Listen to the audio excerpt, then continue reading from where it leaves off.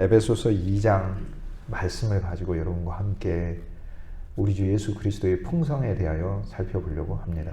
저는 에베소서 2장이 성경 전체 한 장하고 같다고 생각을 합니다. 사실 하나님 말씀은 너무 신기해서요. 창세기 1장도 성경 전체입니다. 창세기 2장도 성경 전체입니다. 창세기 1장의 6일의 창조도 성경 전체입니다. 하나님으로부터 시작하여 빛으로 해서 남자와 여자의 완성이라는 그리스도 예수와 우리의 영원한 결혼이 창세기 1장 성경 전체이고 2장도 전체예요.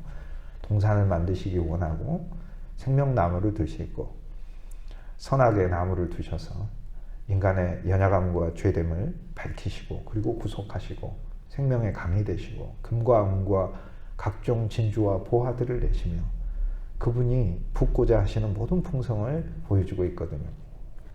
성경은 모든 장이 성경 전체를 말합니다. 에베소서 2장도 마찬가지입니다. 에베소서 2장은 성경 전체의 진리를 오늘 우리들에게 가르쳐주고 있습니다.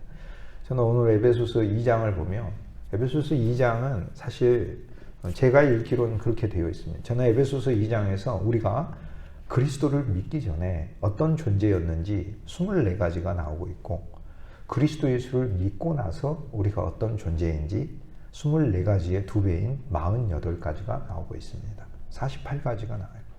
예수님을 믿기 전에 우리는 어떤 존재인지가 24개가 나오고 예수님을 믿고 나서 우리가 어떤 존재인지가 48가지가 나옵니다. 에베소서 2장에서만 그렇습니다. 48가지가 그리스도의 풍성이겠죠. 풍성한 성도, 풍성한 교회, 풍성한 가정, 풍성한 인생. 그 풍성이 무엇이 풍성인가 라고 할 때 구체적으로 우리가 말을 하자면 에베소서 2장으로 말을 하자면 48가지다.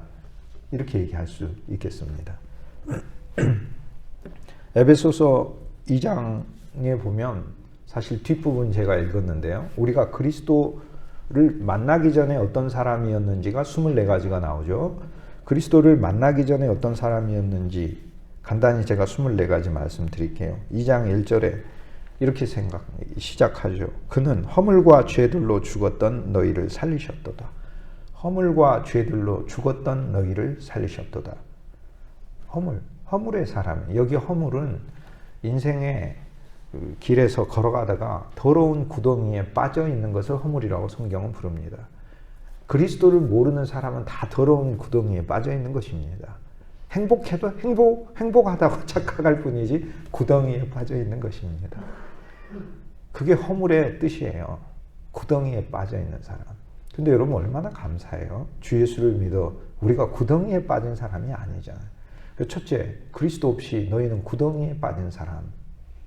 두 번째, 죄인이라는 거예요. 죄는 하나님의 목적에서 어긋난 사람을 죄인이라고 그래요.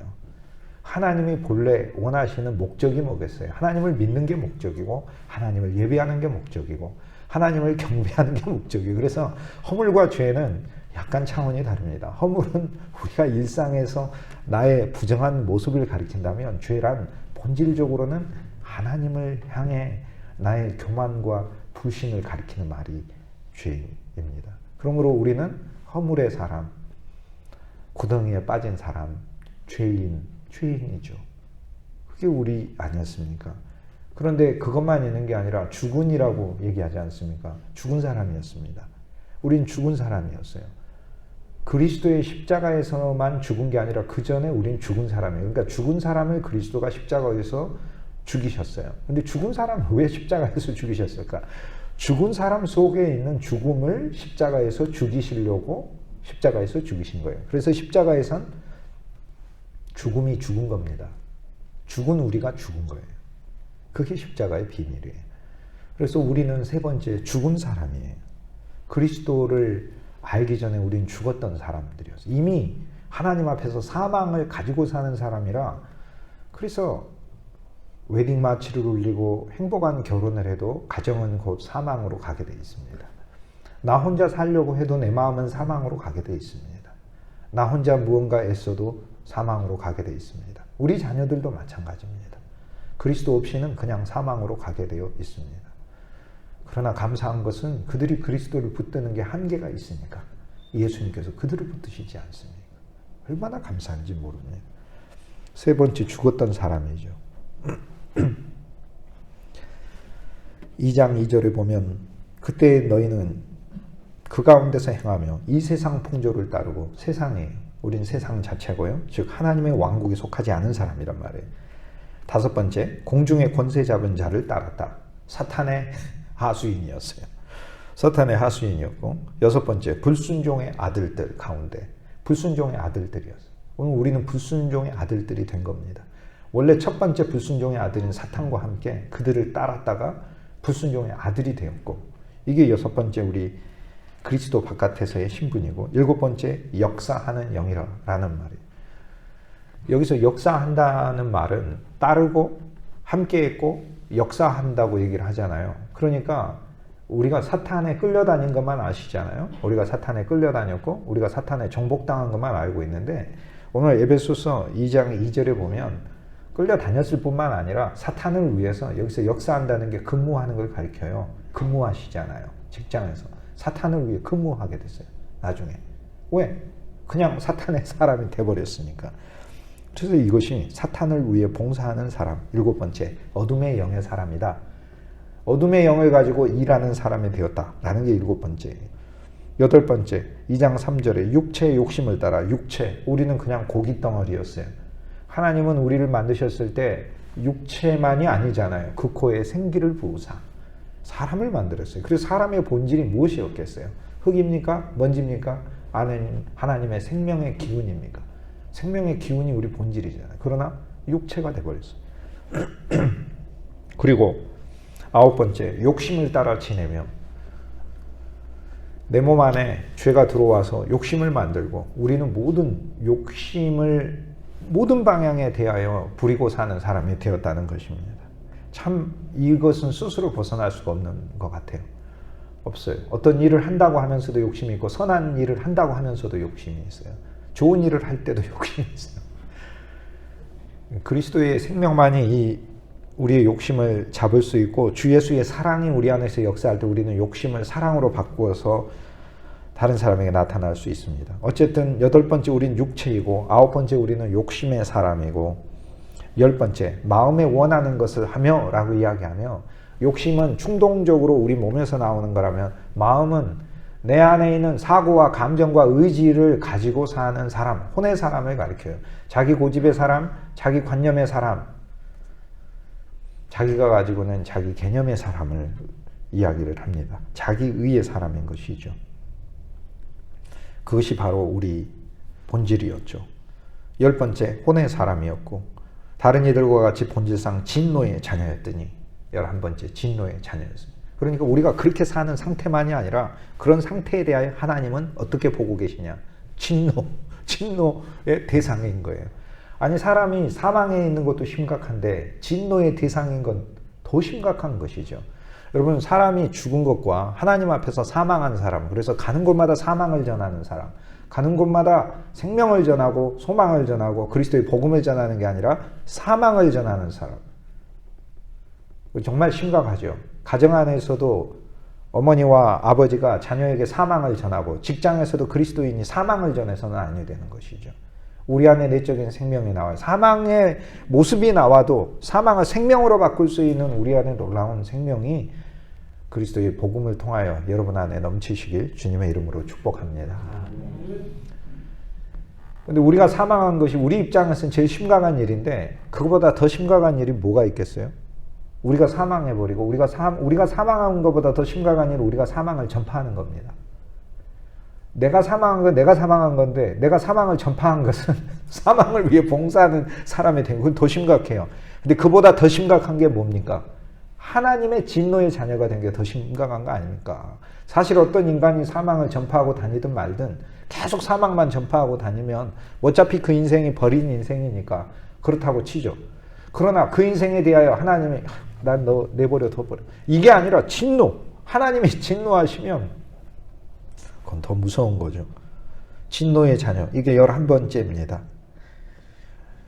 12번째 2장 11절에 그러므로 생각하라. 너희는 그때 육체로는 이방인이요 하나님의 약속 바깥에 있는 사람이죠. 믿음으로 선택받지 않은 사람이었죠. 12번째, 이방인. 13번째, 할례를 받지 않는 무리라 칭함을 받는 자. 하나님의 표식을 갖지 못한 자였어요. 하나님이 보호하시고 돌보는 표식도 없는 사람이었어요.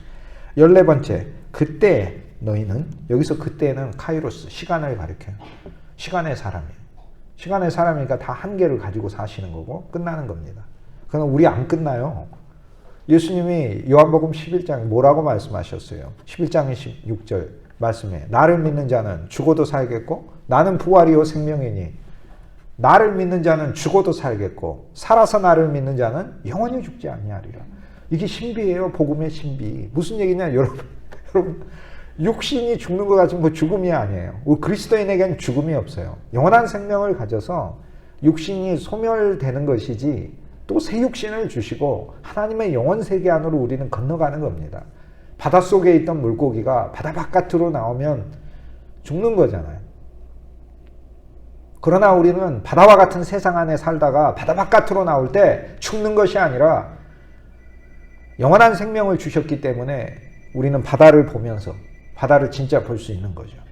그러면서 그분 세계 안으로 들어가는 거죠. 이것이 주 예수 그리스도 안에서 하나님이 우리를 영원한 사람으로 만들어 놓은 겁니다. 그러나 그리스도 없이는 우리는 시간의 사람이에요. 끝나는 사람이에요. 이게 14번째 우리 정체성이고 2장 12절에 너희는 그리스도 바깥에 있었고 여기서 그리스도 밖이라는 건 그리스도에게 분리되어 있었다라는 겁니다. 잘려져 있었고 16번째 이스라엘 나라 밖의 사람이에요. 이스라엘 시민권을 갖지 못해서 이스라엘 공동체에 소외된 사람이고 17번째 약속의 언약들에 대해 하나님이 얼마나 많은 약속의 언약을 구약에 하셨습니까?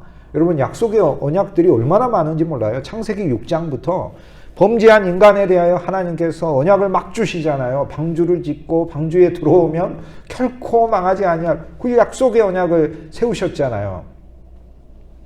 우리도 방주가 필요한데 우리도 노아가 필요하고 방주에 들어가면 결코 멸망시키지 않는다고 했으니 주님 우리에게 그 방주를 주십시오. 우리가 주님께 그 언약을 보면서 소망하잖아요. 그런데 죽었다 깨어나도 그 언약 안으로 못 들어가요. 그리스도 없이는. 그리스도가 옮겨놓지 않고서는 죽었다 깨어나도 그 언약 안으로 못 들어가요. 두 번째 언약이 무지개 언약이잖아요. 홍수가 끝나고 무지개를 주시면서 다시는 내가 이 땅을 멸망하지 않으리라 라고 언약을 해주셔요. 그런데 죽었다 깨어나도 그 언약 안으로 스스로 인간은 못 들어가. 누군가가 그 언약 안으로 우리를 들어가게 하셔야 되는 거예요. 그리고 언약이라는 거 혼자 세웁니까? 언약이 어떻게 혼자 세웁니까? 언약이라는 건 상대를 놓고 대상을 놓고 세우는 건데 성경의 언약은 하나님과 세우는 것인데 아니 하나님이 안 맺겠다고 하시는 걸 어떻게 언약을 맺습니까? 하나님이 안 맺겠다고 하는 거예요. 그러나 하나님이 마음을 바꾸어서 이 모든 언약이라는 것을 오늘 우리들에게 주시고자 그분이 언약을 세우시고자 오신 것 아닙니까? 오늘 우리들에게 그리스도인들에게. 그래서 약속의 언약들이 성경에 아무리 많이 있어도 남의 집 과일 가게에 돈이 없어서 내가 하나도 먹지 못하고 그냥 구경만 해야 하는 사람처럼 그렇게 약속의 언약들이 믿지 않는 우리들에게 그렇게 놓여져 있었죠. 오늘 우리들은 약속의 언약에 대하여 외인이요. 그러니까 그냥 손님인 거예요. 돈 없는 손님들이었어요. 그 언약을 살 수 없는 손님들. 세상에서 소망이 없고 절망 자체의 사람. 예수님을 안 믿는 사람 중에 하호 기쁘게 웃고 다니는 사람. 그러나 그것도 절망이에요. 예수님을 안 믿고 행복할 수도 없고 그건 절망이에요. 여러분 TV 보면은 인간 자체로 혼이라고 부르죠. 인간 자체의 프로그램이 얼마나 많은지 몰라요. 마음을 달래고 어떤 자기를 막 표현하고 악하다는 게 아닙니다. 인간도 하나님의 창조물인데 왜 악하겠습니까? 악하지 않죠. 그게 아니라 거기에 끌려다니는 게 그리스도인이 아니다 그겁니다. 그래서 세상은 본래 절망의 몸으로 태어났으니 아담의 후예가 이 절망을 달래기 위해 뭐 많은 온갖 종류의 노래들을 통하여 문화들을 통하여 오락들을 통하여 쾌락을 통하여 스포츠를 통하여 자기를 달래보려고 하지만 결국엔 종이 되고 또 거꾸로. 주님이 진정 원하시는 것은 주 예수 그리스도를 통하여 주님이 이 땅 안에서 우리에게 풍성도 주시지만 이 절망은 우리가 스스로 벗어날 수 없는 거예요. 누군가가 우리를 절망해서 구출해주지 않고서는 계속 절망이 우리 속에서 있을 수밖에 없어요. 그게 바로 소망이 없고라는 말이었어요. 그냥 소망이 없어요. 인생이 어떻게 되는지도 몰라요. 물어도 몰라요.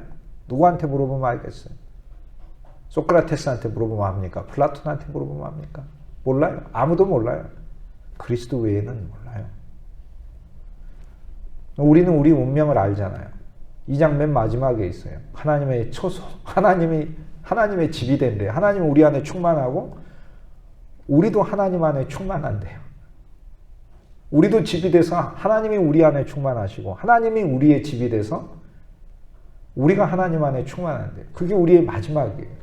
시간 안에 살면서 사랑하는 가족들과 이렇게 오래 살고 싶지만 이별하잖아요.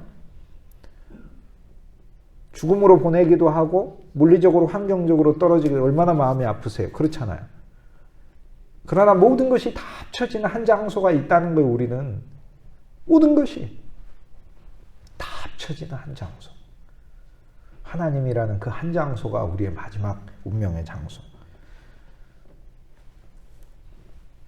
19번째 2장 12절에 보면 하나님도 없는 자, 소망이 없고 하나님도 없는, 여기에서야 불신자라는 게 나오는 거죠. 그냥 하나님이 없는 거죠. 불신자.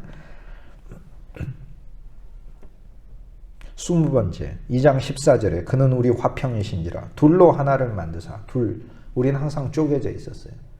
그래서 그리스도인이 스스로만 하면 갈라집니다. 그리스도인도 갈라집니다. 그리스도인이 하나 됩니까? 그리스도인이 갈라지지. 그리스도인이 율법만 알아서는 갈라집니다. 그리스도인이 자기의를 내세우면 갈라집니다. 또 갈라지는 본성이 있다는 걸 모르면 갈라집니다. 누가 하나로 만들어요? 나와 여러분이 하나로 만드는 게 아니라 둘로 하나를 만드사니까 그리스도가 하나를 그래서 이 분열만 말하는 게 아니라 이 분열은 관계와 조직에서만 분열을 말하는 게 아니라 내 안에도 분열이 있다니까요. 그거 자기 분열증이라고 부르잖아요. 그러니까 나도 내 마음을 몰라. 나도 내 마음이 이런 건지 저런 건지 모르는 겁니다. 둘을 어떻게 하나로 통합합니까? 내 안에도 내가 있고 그리스도가 있고 그래도 분열이고 나도 또 분열이에요. 나도 분열되어 있어. 내 마음도. 그런데 내 안에 그리스도가 오셨지만 그리스도하고 나하고도 또 분열되어 있어. 분열증을 그리스도인이 계속 겪는 거예요. 이게 그리스도 예수 바깥에 있는 사람의 모습이에요. 분열. 21번째 원수된 것. 하나님과 원수됐어요. 원수. 하나님의 진노 대상일 뿐 아니라 하나님의 진노의 대상이면 하나님을 두려워해야 되는데 하나님을 두려워하는 게 아니라 하나님과 원수됐다는 얘기가 무슨 얘기겠어요? 하나님을 상대로 감히 해보겠다고 나서는 거예요. 그 정도로까지 인간이 교만해지는 것이다 라는 겁니다. 22번째 막힌 담을 가진 존재였죠. 아예 담을 쌓고 아무도 못 넘어오도록. 그러니까 인생이라는 게 그리스도 없이 살다 보면 자기 영역을 계속 구축해 가는 겁니다. 그것은 그리스도를 알면 어떤 사람이 기술이 있든 지식이 있든 직업이 있든 자기가 가진 환경을 담을 쌓는 게 아니라 그 담을 계속 여는 것이죠. 열어서 사람들이 더 포용되게 하고 그리스도에 의해 쓰임받게 하는 것인데 막힌 담을 쌓는 존재가 되는 것이죠. 그리고 답답한 존재가 되는 거죠. 말도 안 통하는 것이죠. 23번째 2장 15절에 계명의 율법을 폐하셨다. 율법의 사람이었어요. 그러니까 굉장히 수준 높은 사람으로 그러면 내가 하나님의 뜻을 한번 알아볼까? 라고 율법을 배우죠. 율법은 성경 전체가 율법입니다. 성경 전체가 복음 아닌가? 성경은 전체가 율법이고 전체가 복음입니다.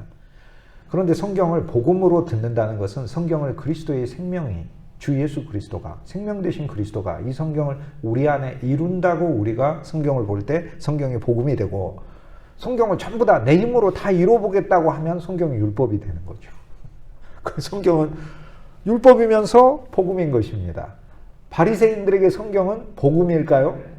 율법이겠죠. 왜요? 바리새인은 예수님 필요 없지 않습니까? 모든 계명을 자기가 다 지키겠다고 하는 것이니까. 그러나 오늘 우리들에게 성경은 복음인 것이지요. 이 성경의 말씀을 주 예수의 영과 생명에 내게 와서 그 말씀을 그리스도가 내 삶에 이루신다는 믿음 안에서 살기 때문에 그렇습니다. 그러므로 내 이웃을 내 몸과 같이 사랑하라 말씀을 봤을 때 원수를 축복하고 원수를 위해 저주하지 말고 기도하라는 말씀 봤을 때 우린 절망하잖아요. 그건 내가 어떻게 지켜? 그렇죠. 율법으로 이해하니까 절망하는 거죠. 그러나 율법으로 이해하는 게 아니라 복음으로 이해하는 거죠. 어떻게? 야, 내가 살아생전에 그리스도가 이런 사랑의 사람으로 나를 만들어 주신다는 거구나. 얼마나 감사해요. 얼마나 감사합니까? 그리스도인이. 저와 여러분에게 이 소망이 실제가 될 줄 믿습니다. 율법의 사람이었어요. 기껏 알아도. 2장 19절에 보면 이제부터 너희는 외인도 아니요 외인. 그래서 사실상 앞에 그리스도 바깥에 있는 손님이 이미 나왔습니다. 그래서 24번째 마지막 나그네도 아니요 떠도는 사람도 아니다. 여기 나그네라는 단어는 파라오이코스. 파라는 함께 가다. 패러럴이라는 영어 단어하고 같아요. 오이코스는 집입니다. 집 없이 떠도는 사람이라는 얘기예요. 인생은 나그네라고 하는 우린 나그네 아닙니다. 우린 순례자지. 나그네하고 순례자는 다릅니다. 나그네는 정처 없이 떠도는 우린 정처 없이 떠도는 게 아닙니다. 저와 여러분의 인생이 왜 정처가 없습니까? 여러분의 가정도 있고 교회도 있고 그리스도의 품 안도 있고 우리가 왜 목적이 없습니까? 주 예수님이 우리 목적이지. 내 사는 동안 하나님은 나한테 모든 풍성을 부으시고 또 내 삶에서 내 어떤 환경에서든지 나는 모든 사람에게 주님을 신뢰한다는 믿음을 보이는 사람이요. 마침내 그리스도 안으로 들어가는 목적을 가진 사람 아닙니까? 그리스도 바깥에서 우리가 이런 24종류의 사람이었어요. 허물과 죄로 죽었던 너희. 거기서부터 1절부터 3종류 아닙니까? 허물, 죄, 사망. 그런데 그리스도 안에 오면서 에베소서 2장은 48가지 존재가 되었다고 합니다. 48가지. 이게 풍성입니다. 2장 1절에 허물과 죄로 죽었던 너희를 살리셨도다. 새 생명 주셨잖아요. 새로운 생명. 이제 저와 여러분 새로운 생명을 가진 사람이에요. 여러분 그리스도인의 믿음이 무슨 믿음이에요? 창세기 12장에 내가 너를 축복하고 내가 너와 함께하리라. 이 놀라운 축복의 약속. 여기서부터 시작했어요. 그런데 오늘 우리는 어떤 믿음까지 온 거예요? 새로운 생명. 내가 하나님 안에서 새로운 생명을 가진 존재입니다. 이 새로운 생명은 없앨 수 있는 생명이 아니에요. 결코 없앨 수 없는 생명이에요. 아무도 못 없애요. 내 안에 새로운 생명이 있는 거예요. 하나님은 당신의 주 예수 그리스도를 믿고 주 예수의 이름을 부르고 주님을 영접한 사람들, 여러분 다 영접했어요. 영접하지 않고 있을 수가 없어요. 영접하지 않고 생명의 말씀 안에 있을 수가 없어요. 이미 영접한 거라니까요. 여러분이 영접한 것보다 더 큰 것은 여러분이 말씀 안에 있잖아요. 지금 말씀이 더 크잖아요. 그리스도가 훨씬 크고 여러분이 대한민국 안에 있는 것은 모두 다 긍정할 거 아닙니까? 그럼 대한민국이 큽니까? 그리스도가 큽니까? 당연히 그리스도가 크죠. 그러면 여러분은 당연히 그리스도 안에 있는 것 아닙니까? 그러니 그리스도 안에 있는 그 여러분이 주 예수를 이미 부르고 기도하니 여러분에게 왜 새 생명이 없고 하나님의 약속하신 축복이 없었겠어요? 당연히 이미 존재하고 있는 것이죠. 첫 번째 새로운 생명이고, 두 번째 2장 4절에 긍휼이 풍성하신 하나님이 우리를 사랑하신 그 큰 사랑을 인하여, 이거 보세요. 긍휼로 시작합니다. 긍휼, 새로운 생명을 주고 하나님은 본래 우리를 긍휼을 가지고 대하셔요. 불쌍히 여기셔요. 우리를 불쌍히 여기. 긍휼의 반대가 뭡니까? 진노죠. 그리스도 바깥에서는 진노로 대하고 그리스도 안에서는 주님이 우리를 긍휼히 대하셔요. 연약해도 긍휼하게 대하시고 부족해도 긍휼하게 대하시고. 얼마나 감사합니까? 긍휼은요 사랑보다 더 넓습니다. 얼마나 풍성한 항목인지 모릅니다.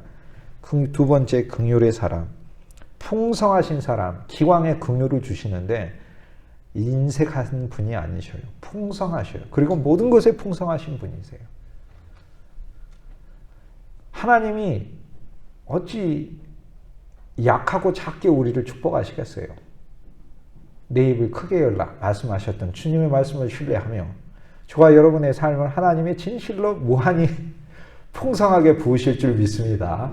우리가 기대하지 못하고 상상하지 못하는 것까지 하나님께서 저와 여러분에게 넘치도록 채우실 줄, 이 믿음을 굳건히 가지시길 주님의 이름으로 축복합니다.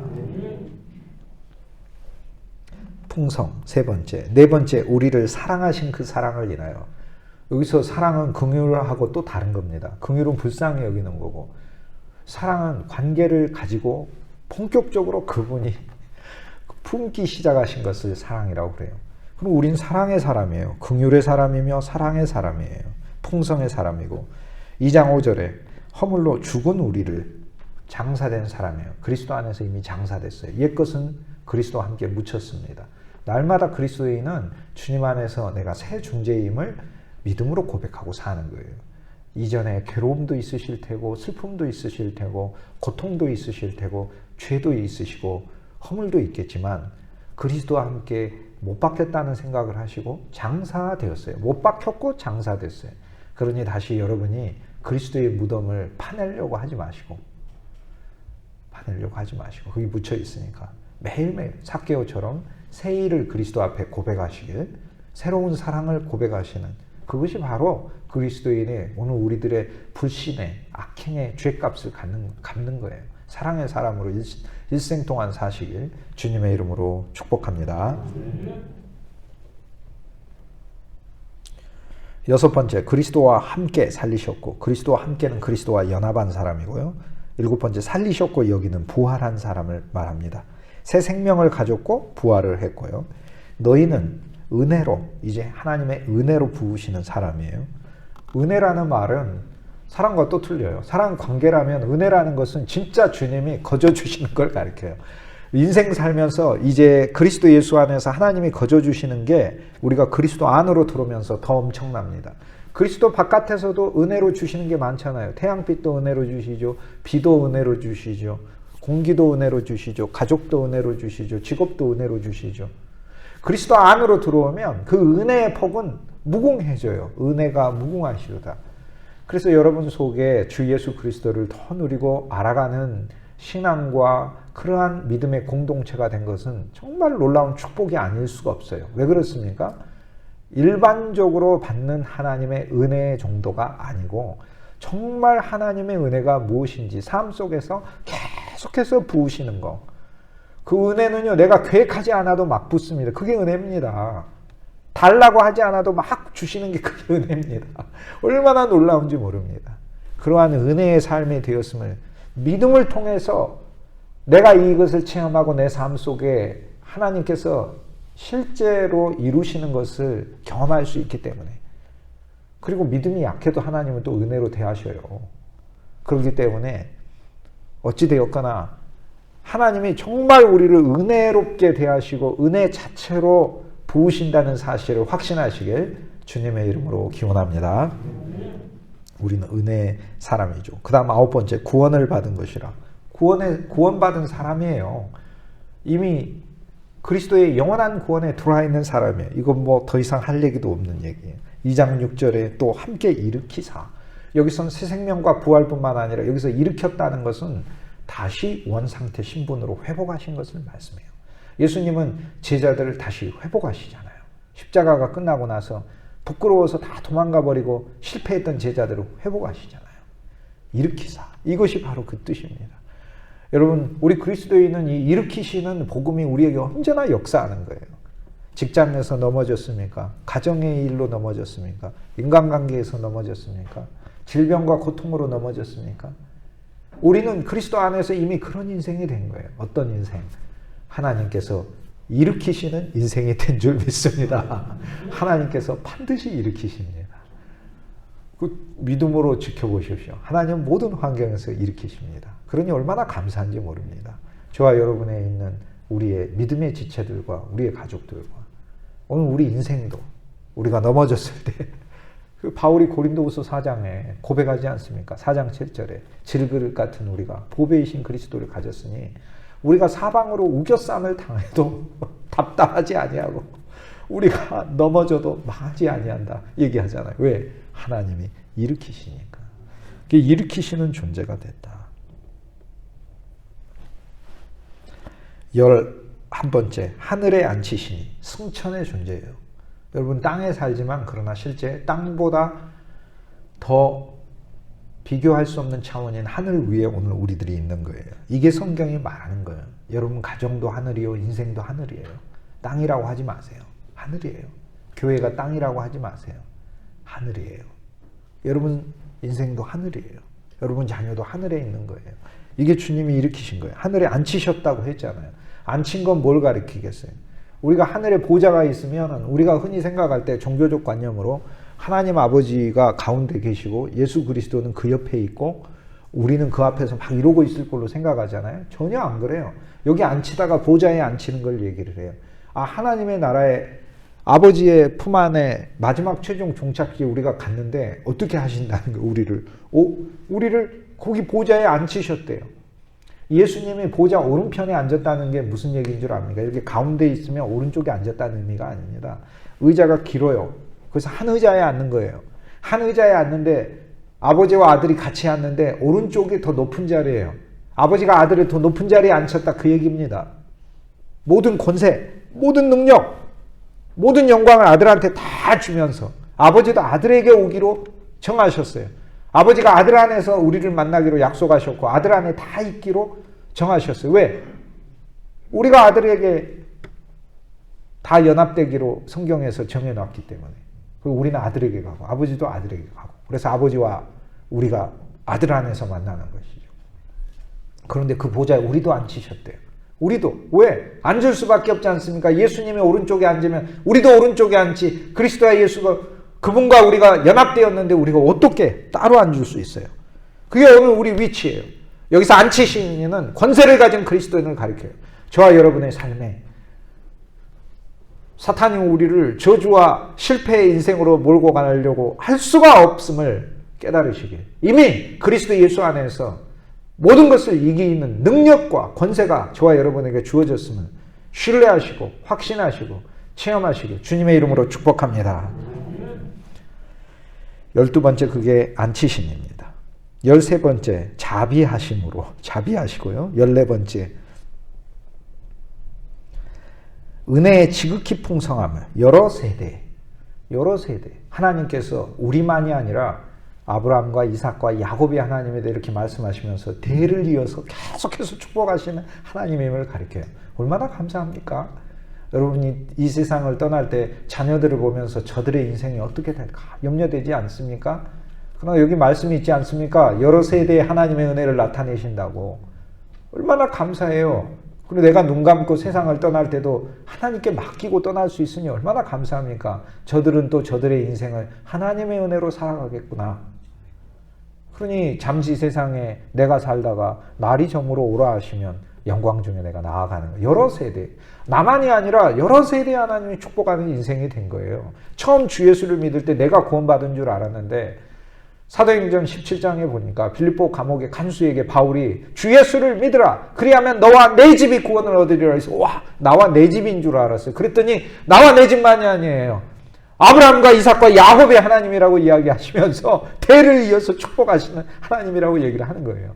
여러분 한 사람이 주 예수 그리스도를 믿어 여러분 대만 끝나는 게 아니에요. 여러분의 자녀와 그 자녀의 자녀들이 하나님의 믿음의 사람이 되는 거고 긍휼에 언제든지 그 아래 보호받는 사람이 되는 거고 하나님의 은혜가 쏟아지는 사람이 되는 거고 하나님이 사랑하는 사람이 되는 거고 하나님의 풍성한 복이 누려지는 그러한 가문과 그러한 세대가 되었음을 믿으시길 주님의 이름으로 축복합니다.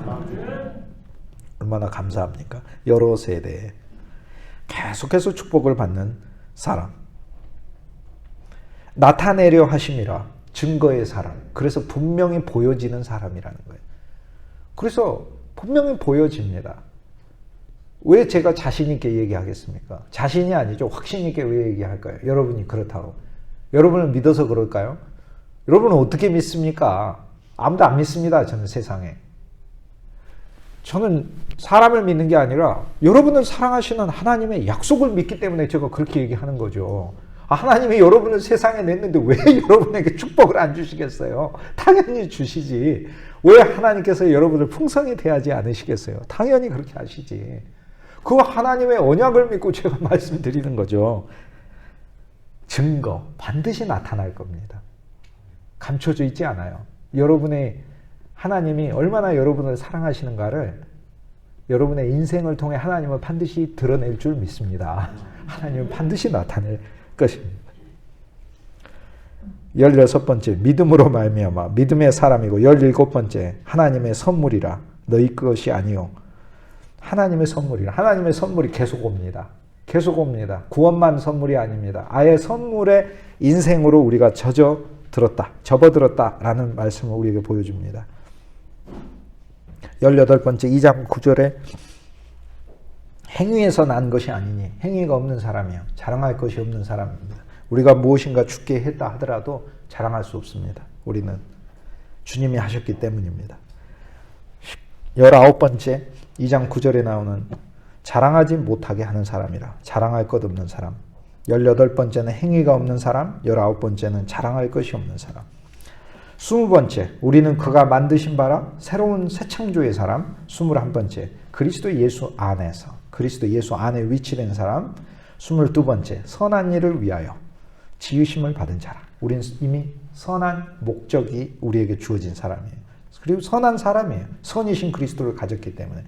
이 일은 하나님이 전에 예비하사 창세 전에 예정된 사람. 23번째 24번째 2장 12절에 그때에 너희는 그리스도 밖에 있었으나 이젠 그리스도에 붙여진 사람.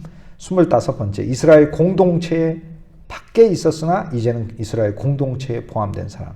26번째 약속의 언약에 대해서 전에는 손님이었으나 이제는 그리스도 예수 안에서 약속의 언약을 다 소유한 사람. 성경에 나오는 모든 언약은 그리스도 예수를 통하여 이미 우리에게 다 와 있는 것이지요. 그것이 26번째. 27번째 2장 13절에 그리스도의 피로 가까워졌다. 그리스도의 보혈을 가진 사람. 피 하나만으로도 얼마나 놀랍습니까? 우리가 보혈 찬송이 얼마나 많습니까? 죄에서 자유를 얻게 하는 것도 피가 우리를 이미 자유를 줬어요. 우리를 다시 정케하기도 예수의 피가 우리를 늘 정케해요. 매일 깨끗하게 씻으세요. 그 피가. 놀라운 피예요. 그리스도의 피 하나로 우리는 하나님의 권속이 되었고 이미 그리스도와 같아졌어요. 얼마나 감사한지 몰라요. 2장 14절에 28번째 그는 우리의 화평이신지라. 우리는 평화의 사람이 되었고 29번째 하나를 만드사. 이제 분열이 아니고 하나인 것이고요. 30번째 율법을 폐하셨으니 이제 율법의 사람이 아니에요. 우리 율법으로 대하지 마십시다. 옳고 그름으로만 꼭 이야기하고 말하려고 하지 마십시다. 옳고 그름만 따지는 삶이 아니라 생명을 주느냐 사망을 주느냐가 오늘 우리들에게 문제인 거예요. 어느 곳에서나 율법이 아닌 사랑을 공급하시길 주님의 이름으로 축복합니다. 31번째 한 세 사람. 세 사람일 뿐 아니라 한 세 사람이에요. 그래서 저와 여러분이 봐야 될 비전이 이거예요. 여기 몇 사람이 있습니까? 그냥 한 사람이 있는 겁니다. 그리스도가 계신가? 그렇죠. 그런데 그 그리스도도 내가 전부가 아니라는 거예요. 나와 여러분 합쳐서 그냥 한 세 사람이다 라고 얘기하는 겁니다. 한 세 사람을 만드셨죠. 이게 31번째. 32번째 십자가의 사람. 자기를 언제나 그리스도께 징계받은 자로 여길 줄 아는 사람. 33번째 화목한 사람. 여기 화평과 화목은 다르고 화목은 섞어버린 거를 가리킵니다. 도저히 가를 수가 없어요. 섞어버렸어요. 그냥 막 두 개를 합쳐버렸기 때문에 어떻게 도저히 여기 있는 이물과 저물, 여기 있는 이 주스와 저 주스를 합쳐버리면 그 분리가 우리 수준에서는 안 돼요. 주님과 우리가 그렇게 된 것을 화목이라고 성경에는 부릅니다. 34번째 소멸하시고 우리는 승리한 사람이 되었어요. 십자가로 원수된 것을 소멸하시고 35번째 가까이 있는 자들에게 친구가 되었고 36번째 평안을 전하셨으니 이제 우리는 복음을 전하는 사람이 된 겁니다. 복음을 받았으니까 이 복음은 우리를 통하여 당연히 전해지게 되겠죠. 37번째 한 성령 안에서 그리스도의 영을 가진 사람이에요. 그리스도가 여러분 안에 계세요. 성령은 그리스도의 영이요 하나님의 영이에요. 그리스도의 영만이 아니라 그리스도는 하나님이시라 성령은 하나님의 영이에요. 그리고 여러분은 성령의 사람이에요. 그리스도의 영을 가진 사람이에요. 성령 충만한 사람이에요. 이미 그리스도에 있는 성령 충만은 성령 충만하다는 믿음을 통해 성령 충만함을 받는 겁니다. 그런데 성령은 그리스도의 영이니까 우리 안에 주 예수 그리스도가 충만해지는 것이 이것이 바로 진짜 성령 충만이에요. 그래서 성령의 사람인 거예요. 그리스도가 전에 육신으로 계실 때 바깥에 있었는데 2000년 전에 그분의 영을 통하여 우리 안에 계시니까 우리는 성령의 사람이 된 거죠. 영의 사람. 성령의 사람이므로 이거는 뭐 항목이 어마어마한 것이지요. 38번째, 아버지께 나아가니라. 우리는 아버지의 아들이 된 것이고요. 39번째, 2장 19절에 성도들과 동일한 시민이요. 2장 19절, 우리는 성도들이 됐고 동일한 시민이요. 우리는 시민이 되었어요. 하나님 나라의 시민권을 가지게 되고. 41번째, 하나님의 권속이라. 여기서 권속은 가족이래요. 가족. 하나님 나라의 백성일 뿐 아니라 가족이래요. 여러분, 백성과 가족은 다릅니다. 하나님의 백성으로 하나님의 통치를 받으며 동시에 하나님의 가족이래요. 가족. 하나님의 가족이래요. 얼마나 감사합니까? 42번째로 2장 20절에 너희는 사도들과 선지자들의 터 위에 세우심을 받았다. 그러니까 사도들의 터 위에, 선지자의 터 위에 세우심을 받아서 터 위에서 세워졌으니까 우리들은 사도들의 연장이에요. 그래서 저와 여러분이 사도입니다. 성경에 12제자 12사도가 나온 건 그 12사람이 이랬다는 얘기가 아니라 오늘 우리가 그리스도와의 더 깊은 교제로 나아가 12제자 12사도가 된다는 걸 이야기하는 거예요. 저와 여러분은 오늘 그리스도의 사도들입니다. 여러분의 가정에서, 일터에서, 직장에서, 모든 환경에서 주님의 사도들이 된 것입니다. 43번째로 선지자들이에요. 선지자들은 그리스도의 뜻을 사람들에게 알려주는 것이지요. 44번째, 터 위에 세우심을 입은 자라. 그리스도 예수께서 친히 모퉁이 돌이 되셨으니 우리는 돌들입니다. 돌이 되었어요. 주님과 함께 지어지는 돌들이 되었고, 2장 21절에 그의 안에서 건물마다 서로 연결하여, 이젠 건물이 된 겁니다. 혼자 돌이라고 생각하지 마시고 서로 지어지셔서 그 영예배를 통해, 셀 모임을 통해, 각 기관 모임을 통해 서로 지어지세요. 서로 지어지세요. 그러나 모퉁이 돌이 있어야 돼. 연결하는 돌이 있어야 돼. 그리스도를 통해. 그리스도라는 돌을 통해 서로 지어지세요. 인간과 인간끼리 지어지려고 하면 안 지어집니다. 자기 타고난 천성에 따라만 사람을 만나려고 해요. 그런데 그것도 조금 있으면 갈라져요. 그러니까 우리가, 여러분 생각해 보세요. 옛날에 그렇게 친했는데 지금 그렇게 원수된 사람들, 그런 거 주위에 자주 보잖아요. 또 옛날에는 그렇게 사이가 안 좋았는데 지금 사이가 좀, 천성에 따라 만나면 그래요. 모든 사람은 그래요. 모퉁이 돌 그리스도, 그분을 돌로 해서 저와 여러분이 한 집으로 지어지는 것이죠. 다 주님의 돌들이며 한 집으로 지어지는 것을 보는 것이 저와 여러분에게 필요한 것이지요. 그게 45번째. 46번째, 여기서 건물이라는 것은 주택을 가리키는 말이고, 주택만이 아니라 46번째, 성전이 되어간다라고 했으니 뭐 하는 집이겠어요? 기도하는 집이요, 예배하는 집이요, 찬송하는 집이 되는 거죠. 이게 그러니까 한 가족이며 하나님이 보실 때 한 아파트죠. 한 주택이죠. 한 주택이며 또 그냥 우리가 사랑을 누리고 사는 주택만이 아니라 하나님을 찬송하는 주택이다. 하나님을 찬송하는 전이 되는 거죠. 이거 얼마나 감사한. 그게 46번째예요. 47번째는 하나님을 찬송할 뿐 아니라 47번째, 하나님이 거하실 초소, 2장 22절입니다. 초소가 되는 거예요. 하나님이 우리 안에 충만히 거하시는 것이다.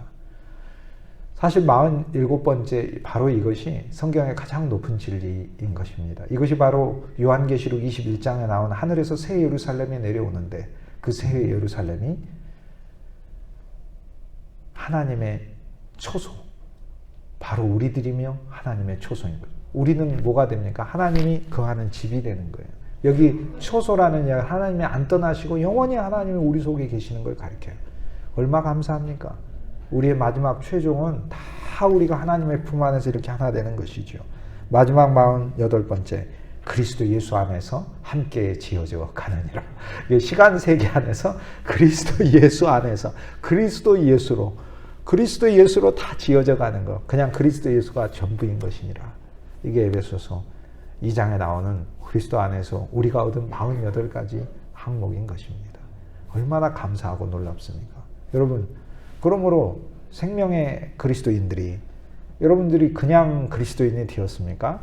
이 48가지를 누리기 위해서 이미 주 예수 그리스도를 통하여 받았고, 이것이 여러분의 삶에서 실제적으로 하나님께서 나타내시고 체험케 하시고 또 많은 이들에게 흘러가게 하기 위해서 여러분을 세운 줄 믿습니다. 이 교회의 마지막은 마지막 어떻게 돼요? 새 예루살렘의 아름다운 보석이 되는 거죠. 우리들 공동체의 마지막은 어떻게 될까요? 마지막은 어떻게, 여기 하나님의 처소, 하나님이 다 충만한 거죠.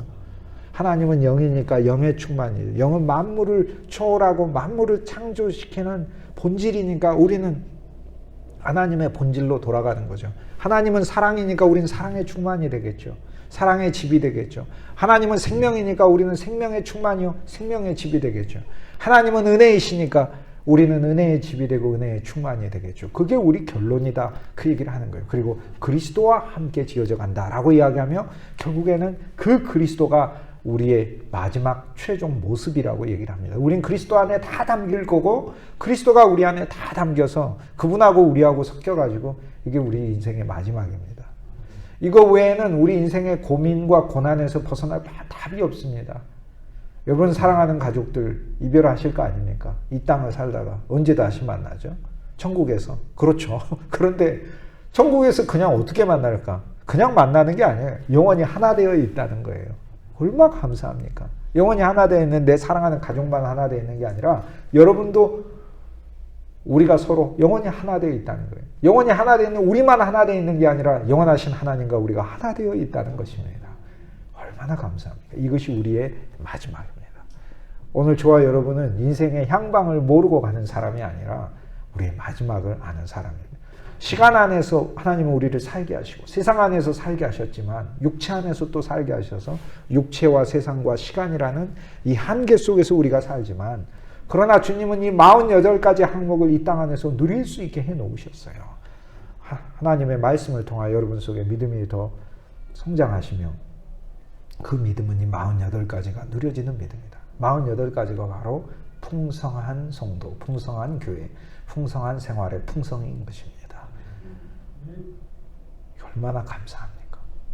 구원받은 것만으로도 감사한데 주님이 하나님의 말씀에 약속된 걸 모든 것을 주셨다고 하셨으니 그러므로 그리스도인이 어떤 환경에서든지 확신을 가지고 사시고 소극적으로 하지 마시고 적극적으로 하시고 하나님께서 축복하실 것이므로 그리고 하나님이 인도하실 것이므로 여기 있는 것 모든 것을 부으실 것이므로 자신 있게 주 예수 그리스도를 증거하시길 주님의 이름으로 축복합니다. 아멘. 기도하시겠습니다. 거룩하신 주 예수님 감사합니다. 그리스도 바깥에 부정적이고 소극적이고 사망과 멸망과 어둠과 흑암과 사탄의 권세 아래 24가지 항목의 사람이었던 저희들을 주 예수 그리스도 안으로 옮기셔서 그 2배나 되는 48가지의 모든 풍성한 항목으로 우리를 입히시고 세우셔서 진실로 감사합니다. 이 땅 안에서 살 때에 우리 하나님의 풍성한 항목들이 하나하나 매일매일 간증되게 하시고 증거되게 하시고 나타나게 하시고 만인에게 전파되게 하여 주옵소서.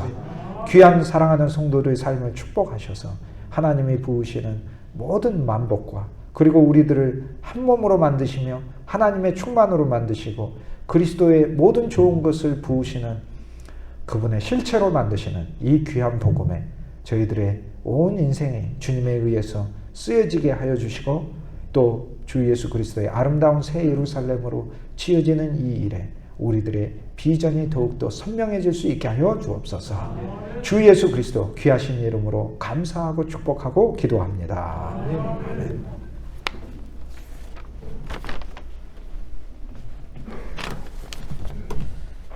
436장 찬송 들으시겠습니다.